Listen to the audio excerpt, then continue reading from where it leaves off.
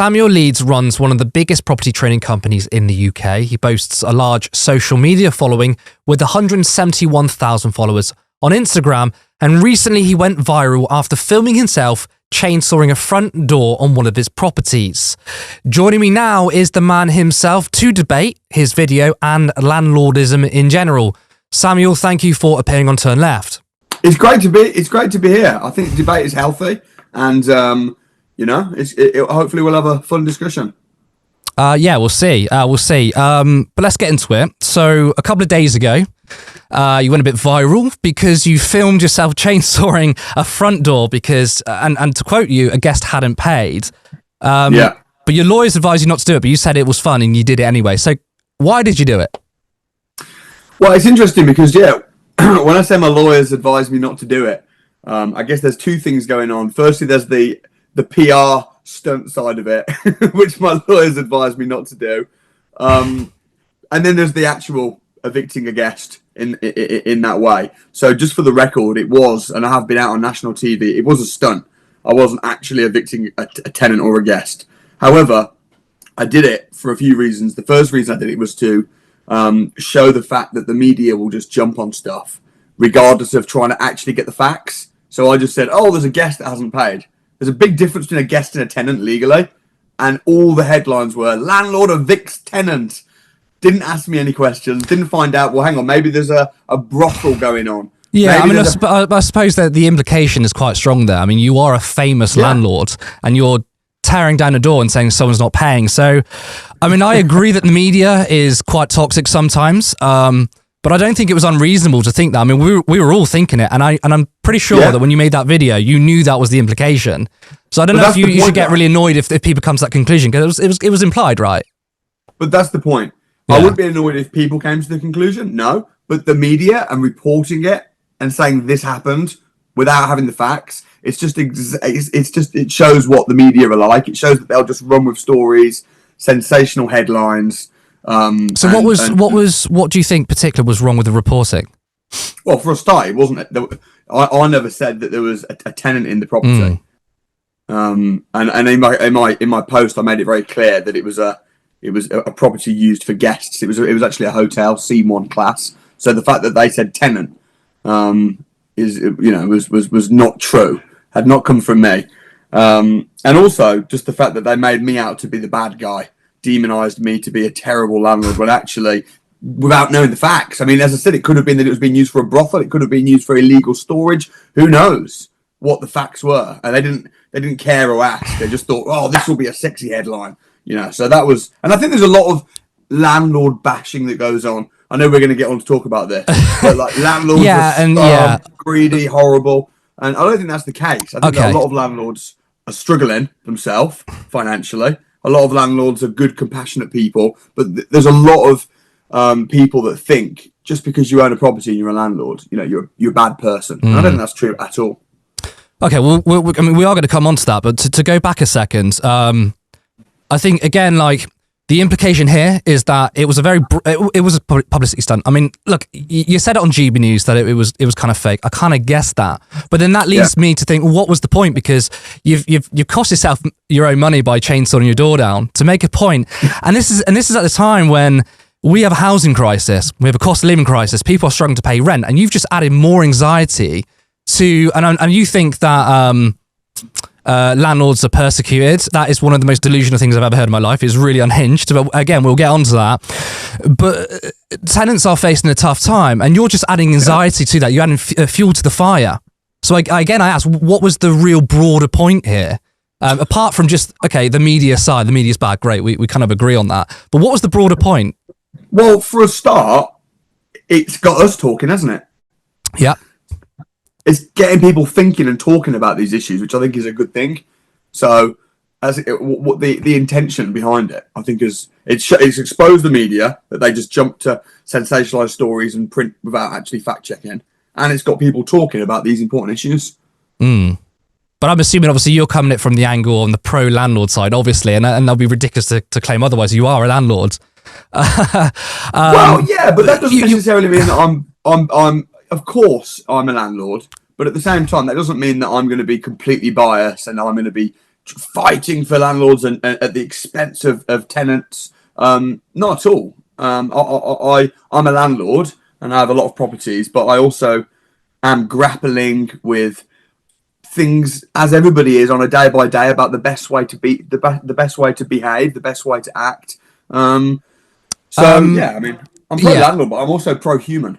Okay. Again, I've obviously done a bit of research on you, and I've seen a couple of things you've done before. When you say stuff like that, and then you tweet stuff saying poor people are poor because they're lazy, and you can see if they're poor within 5 minutes, can you see why people might have a picture of you? Or there's videos that's you go. That's actually not what I said. That's actually not what I said. What? Slightly misquoted. Okay. I mean, I have the tweet, but what did you mean by that? Now, I'll give you a chance to clarify. What I actually said, you were almost word for word. You just missed it. I think from my memory, you missed out the word most. Most poor people. That is still pretty antagonistic, though, if you say most poor people. I mean, do you believe that? Do you think that most, okay, not all, but most poor people are lazy? I think most people are lazy. Right. So are you lazy?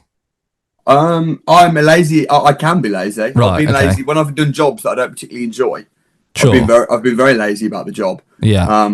Yeah, I think, and I say I can tell whether somebody's wealthy or poor within 5 minutes of meeting them. How do you know? What's the identifier to know that they're rich or poor or whatever?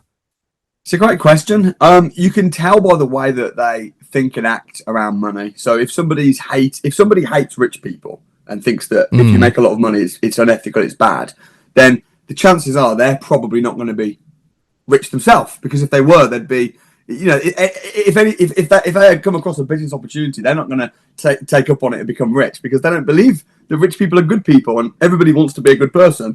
So most people that believe that rich people are greedy, rich people are jerks, if they speak badly on rich people, they're probably... Yeah, but I mean, sure, but that is slightly different to saying that they're lazy, because there are millions of people who work incredibly hard, just like an NHS doctors, for example, and they're poor, and they're struggling, and that is because, I mean, I would argue as a socialist, it's down to the economic system we're in, to say that most people, to try and quote you properly, most people are lazy, most people are poor because they're lazy. That's just factually incorrect, and I think, again, if you are trying to say to the media that landlords have a bad rap, and then you're someone who's, you know, you're doing very well for yourself, you've got hundreds of properties in your portfolio, you're a multi-millionaire, to then say things like that, it seems like you're not helping yourself, right?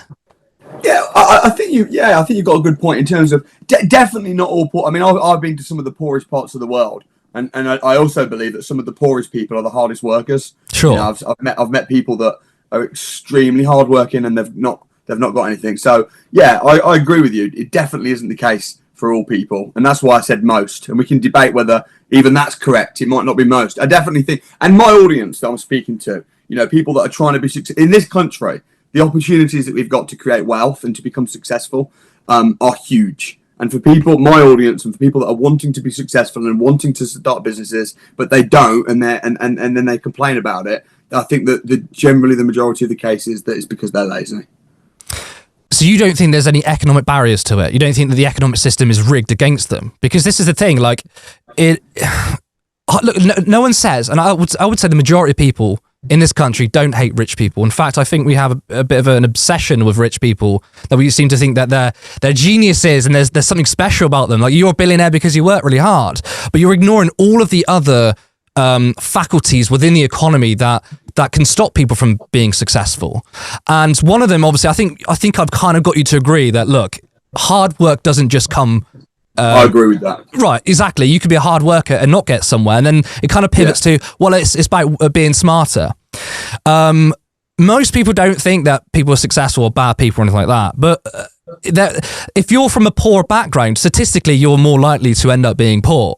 And if you're someone who's gone through social mobility, has grown up from zero to nothing, I've seen your front pages, or not front pages, but I've seen your stories that you said you've gone from rags to riches. That can happen, but it's the exception, not the rule.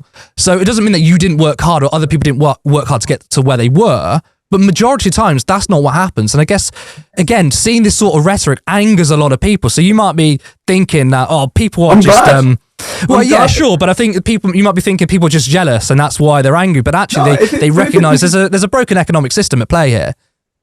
Yeah, but if it pisses people off and they're annoyed, then that's good, because then it might make people work harder, or take personal responsibility. And there definitely is an economic. Of course, if you're born into a rich family, it's going to be way easier for you to be successful and to be, than if you're born into poverty or born into nothing. Absolutely. But I think that personal responsibility is a good thing. And if you take responsibility and say, regardless of my background, regardless of my finances of my parents and everything like that, I believe that I can be successful, and I'm going to take personal responsibility. I think that's a good thing.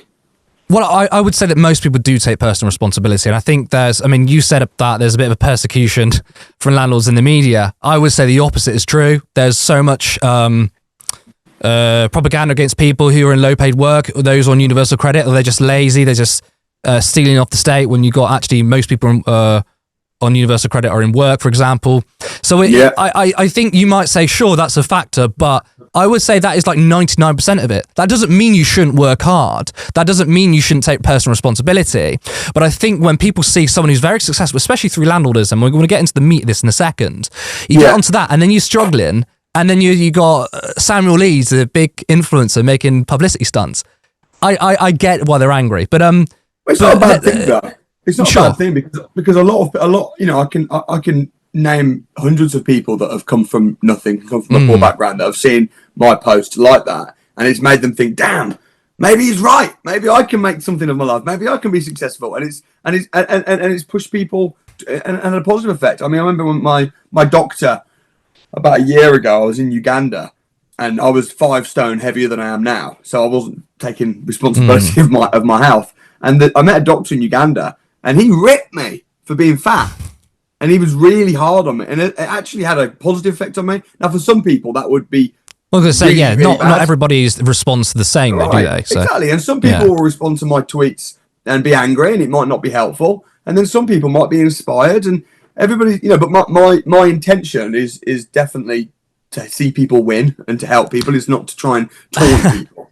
Even though it might look like that. I feel that's a bold claim. The landlord that is the philanthropist, he's actually just trying to egg people on. But look, let's get onto the meat of landlordism, right? Because when you went on GB News, I mean, look, I think GB News is a right-wing media channel. The presenter, he barely pushed back on anything you said, but he did talk about the fact that, look, there are people in a far desperate situation than you are, and he said to you that, can't you just let them off a rent? And I've got my personal opinion on this as well, but I want to ask you about that. Yeah, well, I mean, every situation is different, and if you've got a tenant not paying rent, of course, you're going to have to make a call and decide what everyone's going to have to make a call and decide what the right thing to do is. But my point is that you can't go into Sainsbury's and take food and just say, look, it's a commodity, it's a human right, let me have it for free. They wouldn't allow that. Sorry, I'm just cutting in, but that analogy doesn't work, because let's take your example going to Sainsbury's, and you said it's a commodity. That's a commodity Sainsbury's is producing for you, and you're taking it away. So Sainsbury's are at a loss, but you still got the deed on the property. The property's still yours. If someone's not paying rent, it's just factually incorrect. It's annoying, but it's factually incorrect to say it's stealing from you, because the property, the quantity's still yours. All right. If you try and if you take a car from a garage, say it's a necessity, I need to get to work, I'll borrow it for free, you wouldn't be allowed. You'd be a criminal. Yeah, but again, that's still taking the commodity away from someone. So what I mean by this is landlords, and I'm going to do this more broadly, landlords have power over the tenant, right? You have control of the property. And as you just said, if tenants don't pay, you have the state that backs you. The state backs you to kick these people out. So there is no situation where a landlord's really at risk, is there? But at the same time, tenants are in a far more precarious situation. I disagree. I think that, for a start, if you've got a property, most landlords have got mortgage payments and stuff. So if you might be paying £500 a month on the mortgage, and then you've got your insurance and all your running costs. Sure, but I could say, so what? So what's that? Because at the end of the day, if you're a landlord, you've got the tenant, they're paying for your mortgage, right? You're taking money and profit off of the back of someone else who's actually going to work. So if you've got a mortgage to pay, then you just got to join the world. You could join the rest of us and go and get a job and make an income to pay for that mortgage. The point is that if a tenant doesn't pay their rent, what happens to them is they're most likely going to be evicted. They're going to be potentially homeless or in a far more precarious situation. If you're a landlord and a tenant doesn't pay rent, you're not in that same situation. Either you're in your situation who does very well for himself, probably wouldn't even notice, or another landlord who's got one little property, doesn't make much profit. But it just means he has to do what the rest of us do and just get a job and pay for a mortgage. The point is, why are landlords entitled to someone else's income when really in society being a landlord doesn't add any social utility? It doesn't provide to society. And my argument is that not in a personal attack, but landlords are a leech on society. Again, this is not a personal attack. This is just a descriptor of the economic situation. Yeah. So I think to me, sorry, go on. Go on. No, go on. No, I was just going to say, it just shocks me because you seem like a very intelligent, articulate person, very, articulate. But what you're saying doesn't make any sense. I'm happy to explain it again. It just doesn't make any sense at all. And I'm not coming on here trying to be a big I am and try and shoot somebody down or prove you wrong. I'm not here to do that. I'm here because there's a lot of people that think like you. Yeah. And I don't get it. I mean, how is it any different from any business? If you're selling anything or offering something, whether that's for rent, if you have two bicycles and you ride one and you rent the other, how is that different from having two properties and you live in one and you rent the other? I mean, I'm happy to explain the difference. So, okay, I'll give you an example. I don't know if you follow American politics that much, but recently there was a writers' strike of the WGA, Writers Guild of America. And basically they were striking, one, for increase in pay, but two, for residual pay. And if you don't know what that means, that essentially is actors or creative workers who've worked on a project, on a movie, get paid their wage. But you then got streaming services who will continue to stream, continue to make profit, yet these people who actually put their labor in, put their creative skills to work, doesn't get paid for it. So you've got a streaming platform that doesn't really add much social utility, much value, yet they get to have the increased profits or the future profits where the labourers don't. And this is the sort of where I see landlordism at, is that I think, and most people in society think, that you should work and you should bring social utility to society. We don't like freeloaders. We don't like people sitting on their ass and do nothing. I'm a lefty, so I'm a big supporter of the welfare state, for example, because I think we need a social safety net. But there are people who don't think that. Yeah, we don't apply to the same to landlords, because you got to think, what is the social utility landlords are actually bringing? Now, if you're paying a mortgage, we would agree that's probably the value of the house. Okay, the mortgage is the repayment back to the lender. Landlords come in, will pick up the mortgage bill or buy it outright, then add a profit onto the rent to the tenant, and then the tenant doesn't even own it. So they're in a far worse position. They're paying more for less, and that doesn't seem to make any sense whatsoever. So that's where I say that there's no social utility from landlords or landlordism, because they're not actually they're not doing any laborious work or actually producing a product for society. Now, you brought up businesses. Again, I would disagree the analogy here, because a business, whether it's a product or something, they are producing that product. Someone is purchasing that product and then they're keeping it. They now own it. But when it comes to housing, especially renting, people are paying more than the market rate for the mortgage, yet they're not owning anything and they still don't have full control, and the landlord can still kick them out. That doesn't seem very fair.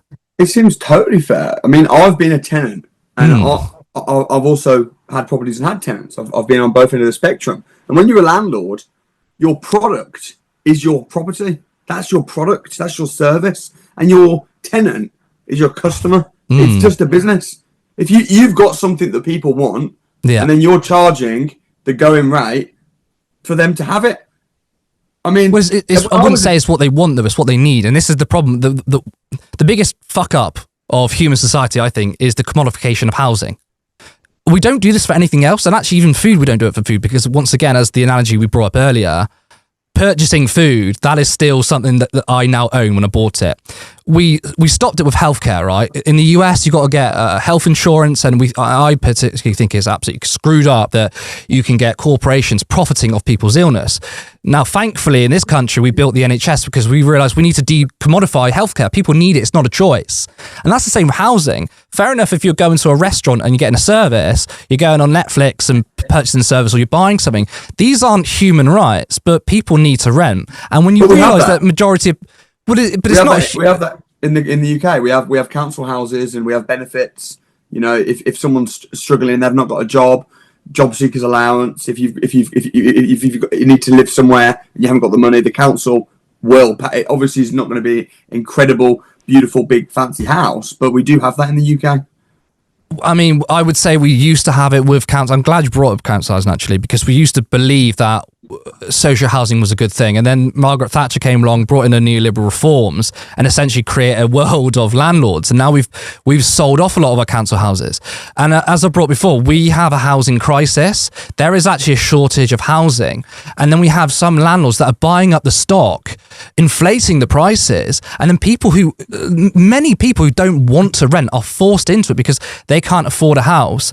They can't afford a deposit. And they're stuck in this cycle of renting because and I was doing research on this, the average rent cost in the UK is more than a mortgage. So how would it be for a first time buyer who's working minimum wage or whatever, and they're working really hard and half their income goes to rent, and they're actually paying more than they would be for a mortgage? So it's a kind of a catch-22. And then we have people who are exploiting that situation just for profit.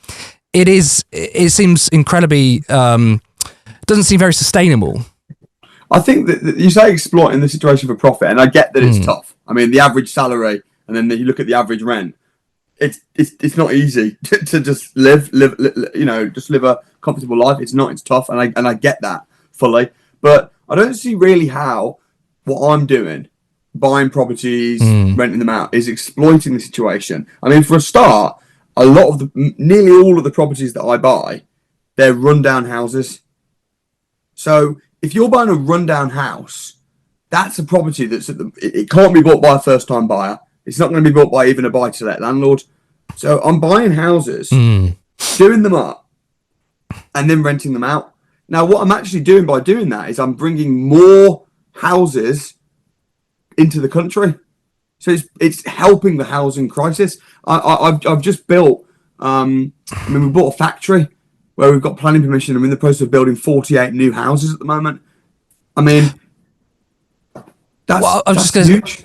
Okay, so I kind of disagree with that because I don't think landlords provide housing. And I think that the idea that housing exists because of landlords, I think is a fallacy. What you're doing in that situation is you're providing capital, right? But it's the workers, it's the labourers who are building that house. They're the ones that's producing value for society. Now, why aren't the builders of the house, why aren't they taking 99% of the profit? Why are you going to take 99% of the profit? Because why wouldn't you? I mean, that's your position. I understand what you're trying to do. And this is the point where I'm saying, I'm not saying that all landlords are bastards. That's far from it. There are people who probably think that, but that's not my analysis of the situation. I'm not making a moral argument here. I'm making a systemic argument. So the labourers, those that build the house, they're the ones creating value for society, and you're taking the value away from it by pocketing the cash. So I would dispute that you're really building houses. Plus, there's multiple ways how you can bring houses into society. We touched on council housing. And there are things such as what we should be doing is renting from the state. I think that's a great idea because what you have essentially is one way you could do it is you rent out at cost price. So the person who wants to be a tenant doesn't have to pay extortionate pricing. Another way is mutual housing or cooperative housing. We used to have them actually, building societies. Nationwide used to be one of them, Northern Rock, before they were bought off by private banks. And you had communities that come together and pull the resources together to build a lot of housing, and people got the worth of the investment. They weren't ripped off or anything. So I dispute that landlords are bringing housing. Now, I will slightly agree that under this current system, you can't just ban landlords overnight. There is a transitional period here, obviously. But the fundamentals is, I disagree that landlords are providing service or anything of social value, of social utility. Now, a lot of landlords only have one house, don't make much of a profit. And this is why I do want to pivot back to you, because your company, is it Samuel Leeds Properties? Is that what you're called? I've got quite a few. Yeah, Samuel Quite a Leeds few. Limited. I've got Samuel Leeds Holdings, which Right. is the company above all the companies. Yeah. Yeah. But then your old company used to be buy low, rent high. And this is the thing where I Yeah. kind of talk about exploitation. Again, when I say exploitation, it's not trying to make a necessarily moral argument. It's just a systemic argument. Yeah. There was a video of you that went, again, quite viral. I mean, you're pretty good at social media. I'll give you that. And you were talking about, well, you need to buy low and rent high. The problem with that is that I would say that's definitely exploitation, because would you not agree that's inflating house pricing? Would you not agree that's inflating rent? And plus, that's also a form of gentrification, because if you go into an area which has got low cost housing, those in that area might not be able to afford those rents because you've now just hiked up the price. I would say things like that is exploitative. So I would say that landlords existing in itself is exploitative, whether you're a good or bad person. And then obviously, yeah, I am pivoting to you specifically. I feel like these things are kind of exploitative as well.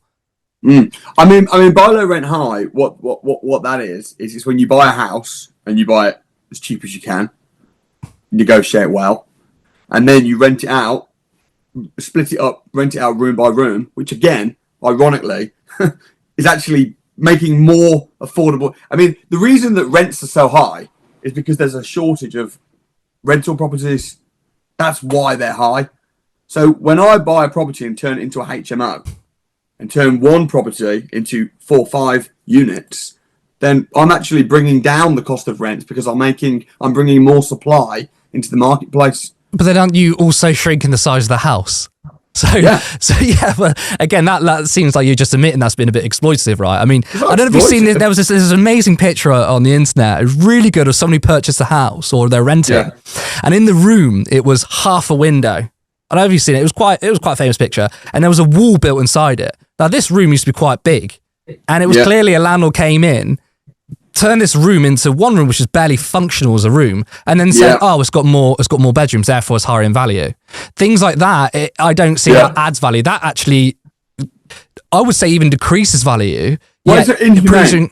That's the problem. It's inhumane. You're renting a property out. When I'm renting out properties room by room, firstly, I'm abiding by the law, and there is laws and regulations to govern how big the room can be. It has to be at least 70 square feet. It needs to have natural daylight, and. So, if you break the rules and you're unethical and you rent out little rabbit run rooms, then you're probably going to end up with all kinds of problems and legal problems as well. But I think providing accommodation for people where they've got a nice little room, an ensuite, bills are included, £500 a month, it's really helpful to people, because at the minute, what people are going to do, rent, and if you live in the middle of England, in Birmingham, which is where I'm from, you can rent an apartment for, say, £700 a month. Then you've got all your bills. Then you furnish the property. You're talking £1,000 a month just to have a roof over your head. Well, your salary is only £2,000, so you're screwed. Whereas if I come along and go, actually, buy low, rent high. I bought a cheap house here and I'm renting it out room by room. You can rent a room off of me for £500. It's a nice room. It's fully furnished. There's super fast Wi-Fi. You've got an ensuite.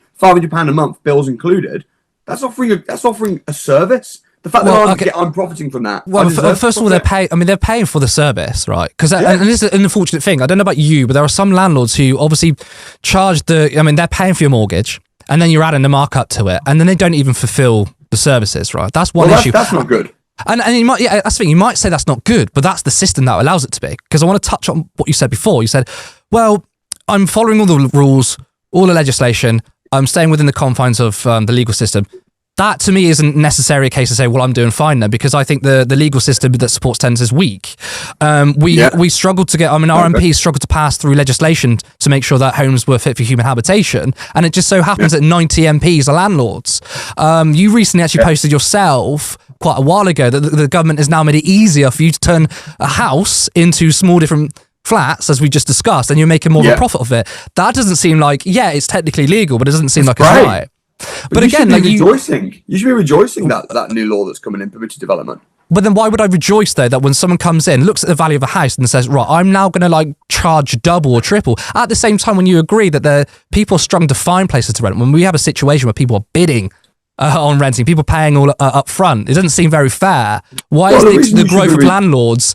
The growth of landlords has also meant that housing has become more precarious, because your logic would mean that the growth of landlords mean it'll be even better, but the housing crisis has only got worse. And yes, it's down to building, but it's down to a multitude of things by not being able to get on the housing ladder because they're stuck in rent.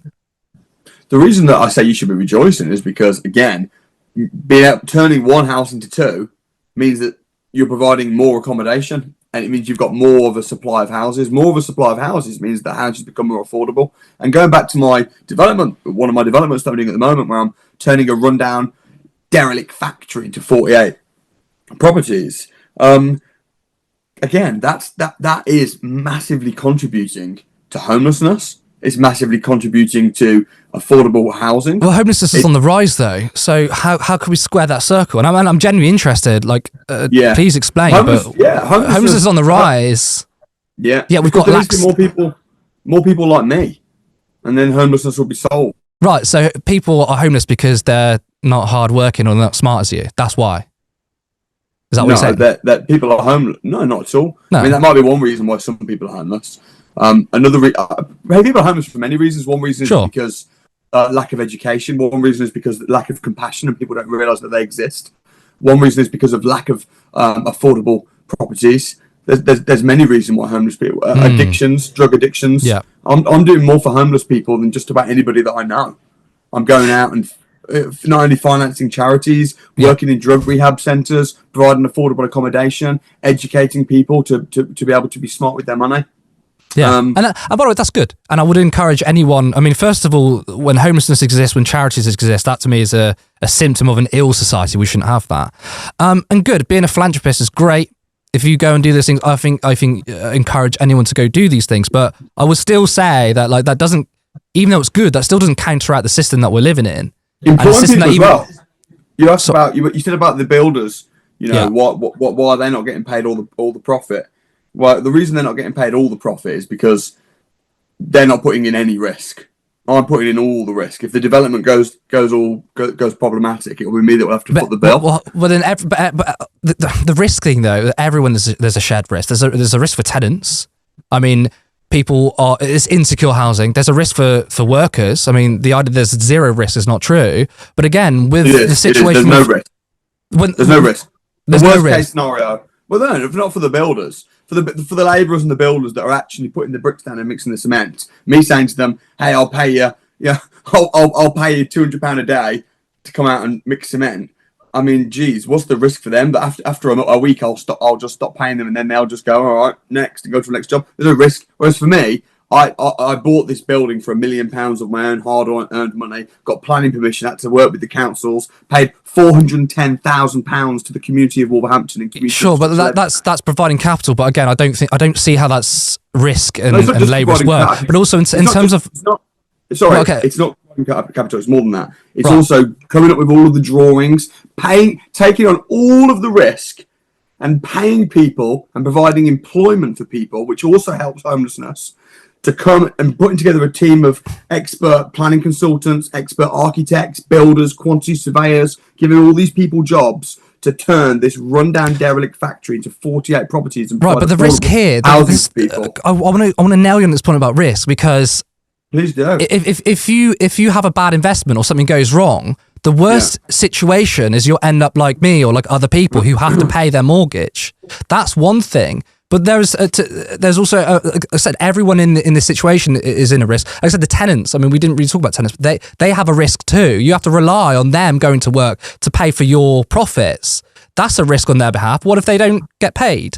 And if it does fail, that's just a bad investment, right? But that's what happens when you just invest in property, which is an unsustainable, I'd say business model, but it's not. But the fundamental thing at the end of the day is, I don't think being a landlord isn't a business, is it? It's just having capital to have enough money to buy more housing to then profit off of it. I wouldn't say that's a service or producing a product. Well, firstly, we're not talking about being a landlord here. I think being a landlord is a business, but we're talking here about being a property developer.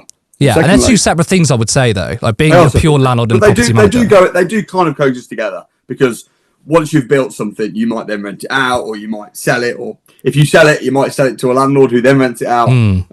But if you had £5 million, that you'd worked hard on and saved up from scratch, would you risk it at building 48? I would never be a landlord. I would if I had 5 million quid, I would probably build a business, something I enjoy, but I'd never be a landlord because I don't want to engage in a practice that leeches from society, that doesn't add any social utility, and it makes it harder for people. It contributes to the housing crisis. It really does. And then I don't like the idea that I'm extracting profit from renters who are struggling to get on the housing ladder. So no, I personally wouldn't do it.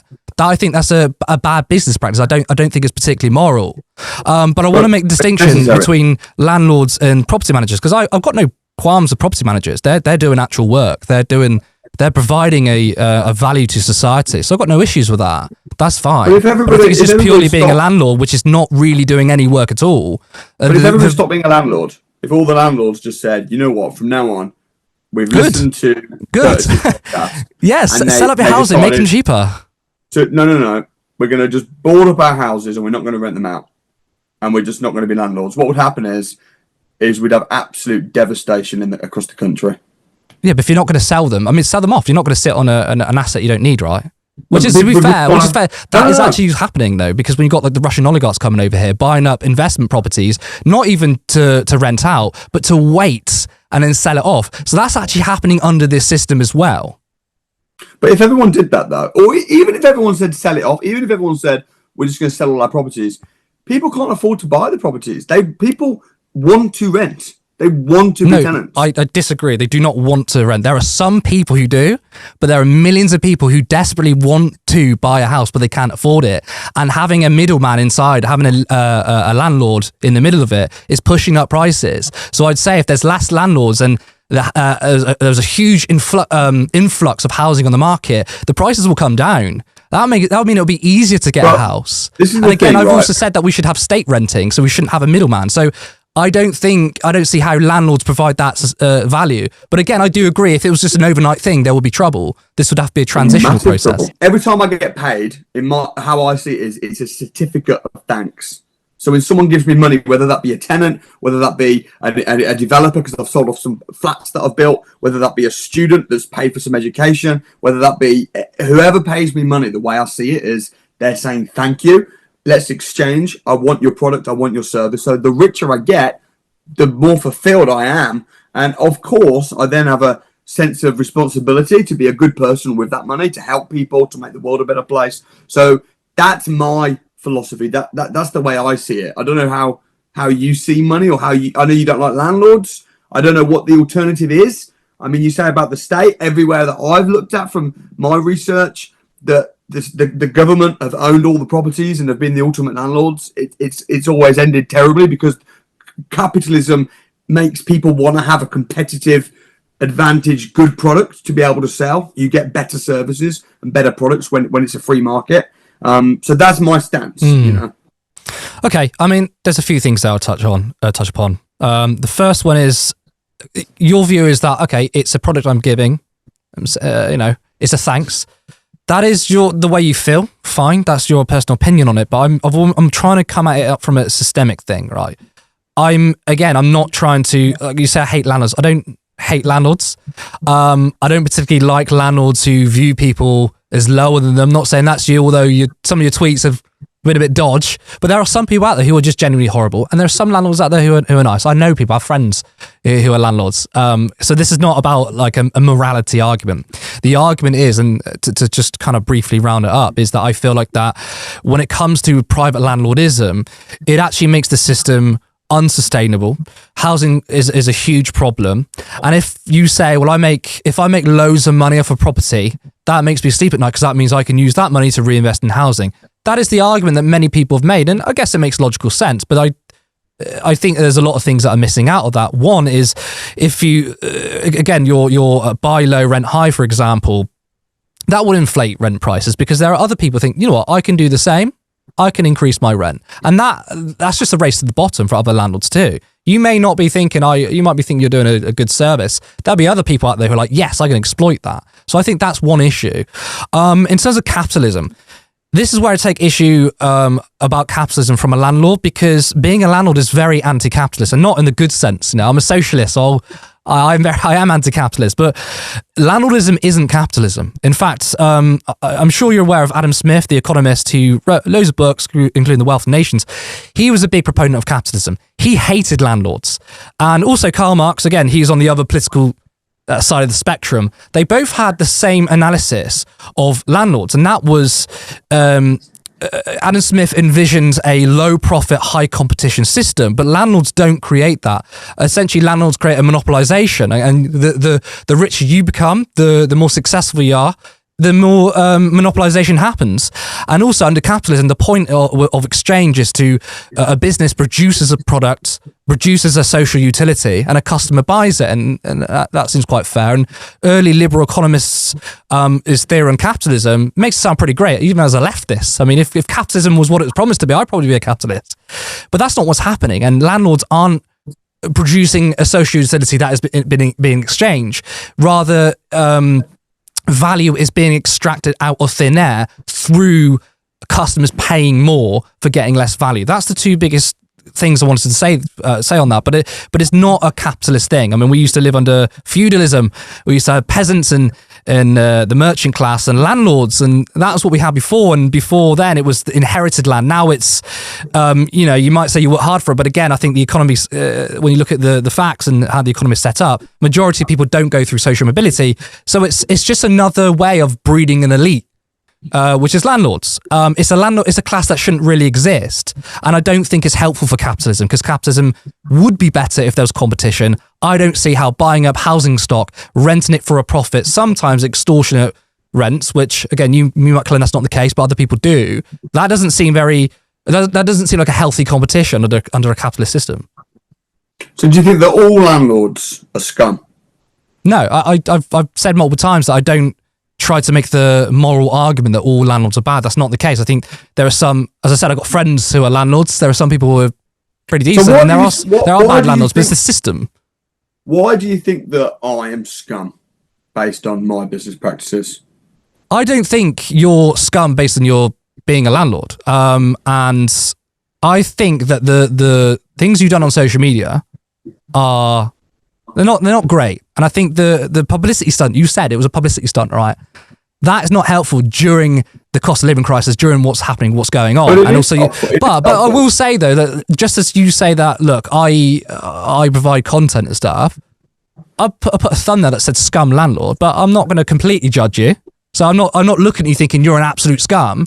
It's because, and we've had a chat, but when I'm seeing a video of that, I'm thinking, what a scum landlord. A bit of an off the cuff comment. But again, I don't want to bring it back to the morality argument, because that's not helpful. It's the systemic issue at play here. I don't really agree. No, I don't think so, because I don't know what the other alternative is. I agree that there's a lot of bad landlords, and that's wrong. But I also think there's a lot of legislation.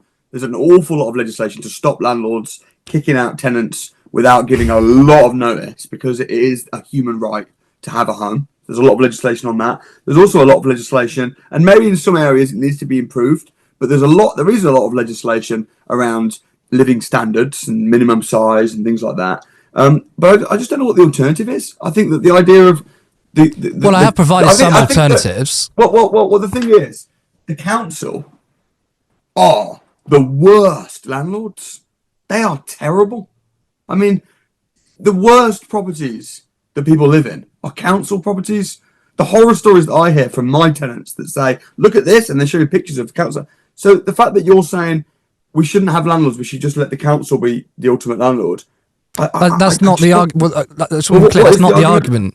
So I provided a couple of alternatives, but to talk about the council for a second, one, I think you're referring to, austerity. We've had 13 years of austerity under the Tory government. We used to have better quality housing, but I think you're looking at correlation and causation, and a lot of people think this. When the government does something, it's automatically bad. I don't think that's particularly the case. It's how something's funded, right? You can have personal anecdotes about bad council housing, but again, there's so many personal anecdotes about private landlords. There are people who have died due to mold, for example, because some landlords have neglected it, and you would argue they're a bad landlord, fine, but that's technically allowed to happen under the system. So I think it's really easy to look at council housing and be like, they're really bad.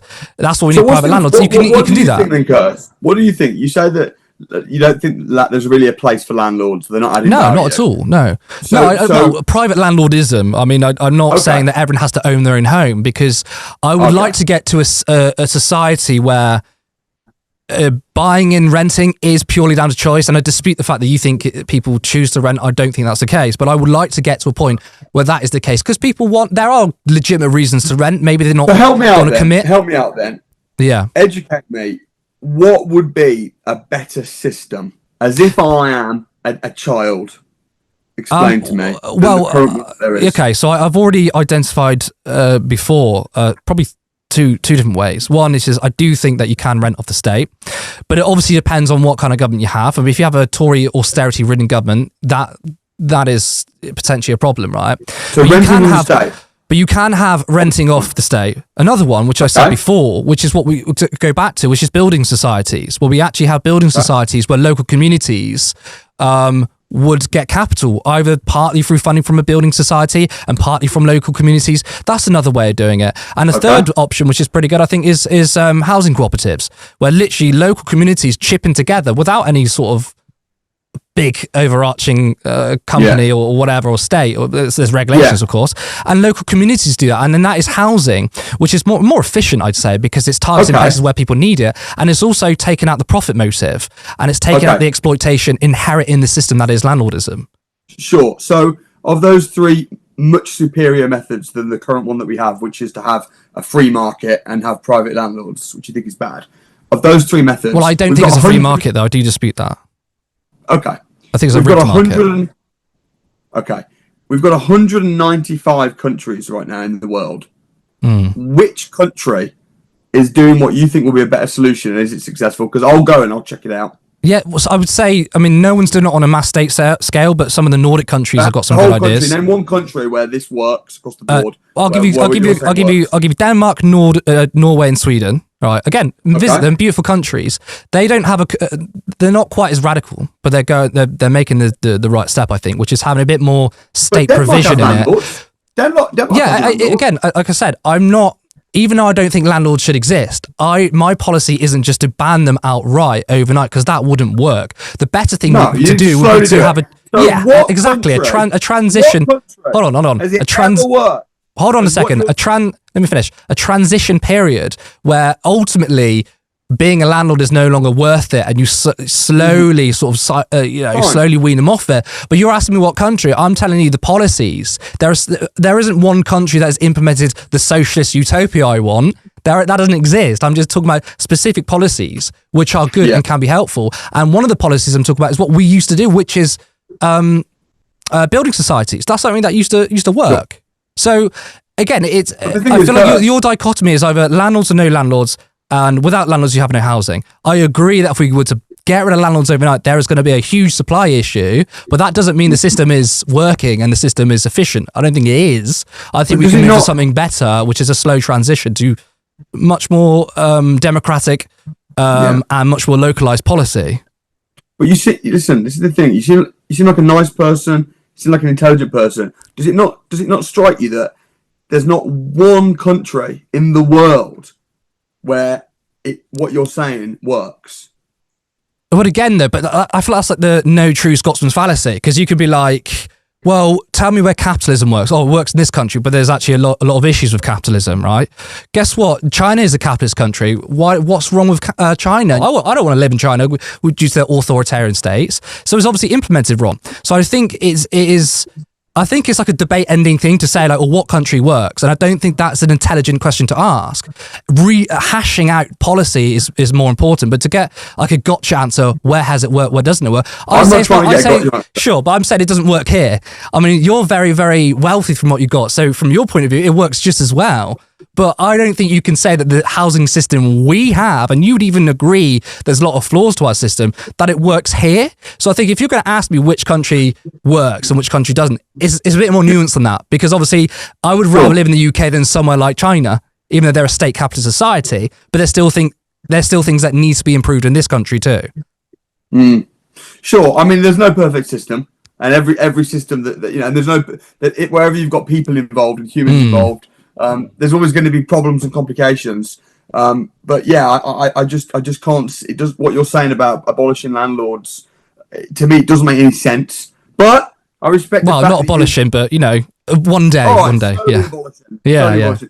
You know what? I think it's. I respect the fact that you know you've had this convo with me, and I'm open minded. And if I come across and find a better solution, a better system, then maybe I'll give away all my money and follow that better system. But for now, being a landlord, being a developer, and being rich, I think works perfectly well. And I think that I also help a lot more people, homeless people, employing people than most people do. And I think that should be celebrated and applauded.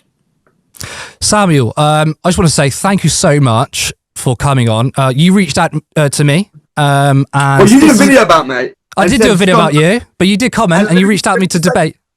I'll just say this very quickly. You did a video about me and said "scum landlord" with a picture of me with the word "scum" on it, and I said to you, if you think I'm a scum landlord, let's have a debate about it. And you're one of the very few people that have come on and debated. So I respect that, and it's been fun. And again, I want to give you your props that you've debated me. It was a really interesting discussion. Again, I don't think it happens a lot, but I will say thank you for your time, and I really appreciate it. Curtis, thank you, my friend. Speak to you soon. Thank you.